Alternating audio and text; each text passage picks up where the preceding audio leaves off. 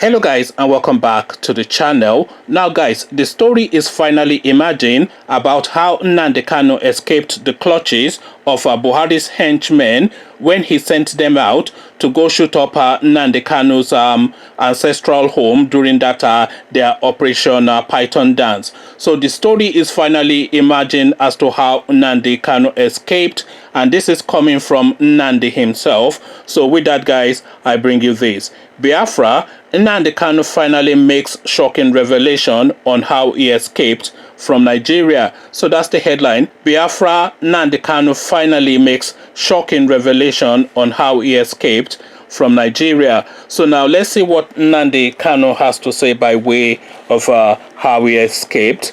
Leader of the indigenous people of Biafra, IPOB, Nnamdi Kanu has finally explained how he managed to escape when military personnel on Operation Python Dance 2 stormed his Afaruaku Umahia residence in Abia State. Kanu said they managed to get to Azumari in the coastal area of Abia State, from where he found his way to the Republic of Benin, Togo, Ghana, Ivory Coast before landing in Senegal. The IPOB leader said it took him over a year before he found his way into Israel after escaping Nigeria, describing it as the toughest moment of his life.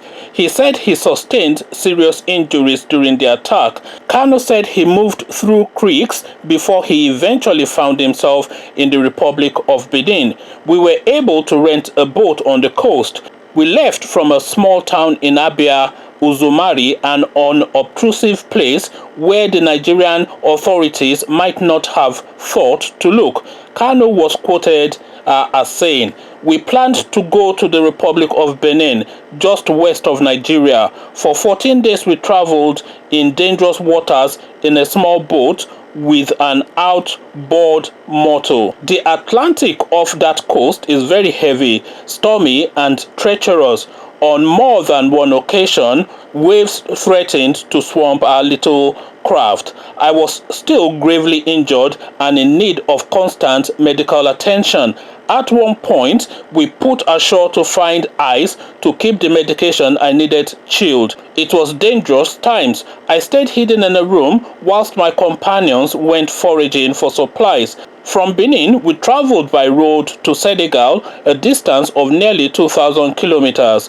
Once in Senegal, I was able to make arrangements to travel to Israel. None of these journeys was easy. I was still in pain, and the threat from Nigerian agents abroad never went away. When we stopped to rest on the road, I couldn't go out. My world was shrunk to a room with a window, and sometimes not even that.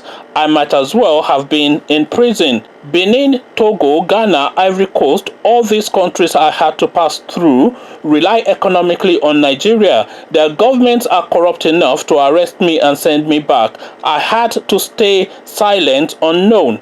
I couldn't even tell my wife or family where I was, just in case they became targets. It was agonizing to realize that they didn't know if I was dead or alive.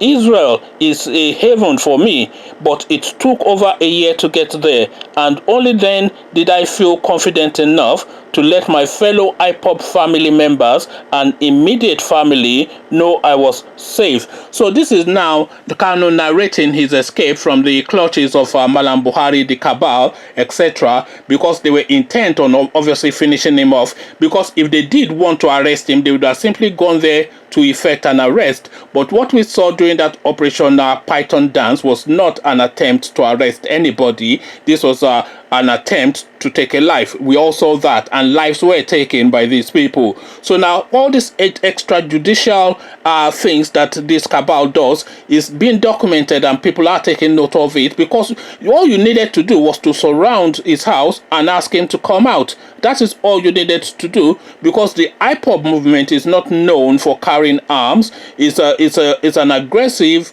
but a non-violent agitation for position within the Nigerian space, or whatever it is they're agitating for. I cannot really tell you with any clarity what the Biafrans are agitating for, apart from wanting to secede from Nigeria, which seems to be their marquee manifesto. But then all they needed to do really in effect was just to surround this guy's compound and ask him to come out. But then of course they went there to shoot the place up, and that is exactly what they did, to the point. And there's more to this narrative, by the way, because I've read several accounts of how this guy escaped. He was actually pushed over a 10-foot wall, dropped to the other side where he cracked his ribs. So this is why he needed all this medication. So there's a whole narrative around how this guy escaped, which I shall bring you subsequently. But this is just a little caption of his own account of how that escape took place. So conversations in the comment section.